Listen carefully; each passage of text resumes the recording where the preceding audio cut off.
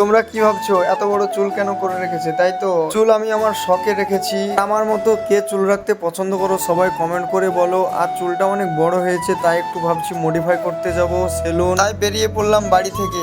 রাত্রি অনেক বাজে, এখন যাব সেলুন। সবাই বাইক মডিফাই করে, অনেক কিছু মডিফাই করে, আমি আমার চুল কাটাকে মডিফাই করব। সেলুন পৌঁছে গেলাম, দেখতে পাচ্ছ শুভজিৎ সেলুন। তো সেলুনের বাইরে এত ছেলে, ভিতরে তো আরো অনেক ছেলে থাকবে, তা আমি কি পাবো? আর এদিকে সুরজ ভাই বলছে কি যা কিছু নিয়ে আয় আমার জন্য, আমার অনেক খিদে পেয়েছে। তাই তার জন্য খাবার নিয়ে চলে এলাম। আর এদিকে দেখো আমার কত বড় বড় মাথায় চুল। আর তোমরা বলো সবাই কতদিন লেগেছে আমার এত বড় চুল করতে। তো মডিফাই করার জন্য ক্রিম বার করে নিল, তারপরে আমার মাথাতে ভালো করে লাগিয়ে দিচ্ছে। তো আমার গোটা মাথাতে লাগিয়ে দিচ্ছে, দেখতেই পাচ্ছ। কারণ আমার চুলগুলো তো একটু বেঁকা বেঁকা, তাই শার্ট করার জন্য সুরজ ভাইয়ের কাছে এসেছি। তো সুরজ ভাই অনেক চেষ্টা করছে আমার চুল কটাকে শার্ট করে দেওয়ার জন্য। তো এইদিকে এক ভাই আমার চুল কটাকে ভালো করে শুকিয়ে দিচ্ছে। শুকিয়ে দেওয়ার পর মডিফাই চালু। দেখতে পাচ্ছ কত সুন্দর করে আমার চুল কটাকে স্ট্রেটিং করে দিচ্ছে। আর আমার মতো কে কে চুল স্ট্রেটিং করতে পছন্দ করো সবাই একটু কমেন্ট করে বলো। আর এদিকে গল্প করতে করতে আমার চুলটা স্ট্রেটিং করছে খুব ভালো করে। আর আমি দেখছি, ভাবছি হচ্ছে কি হচ্ছে না।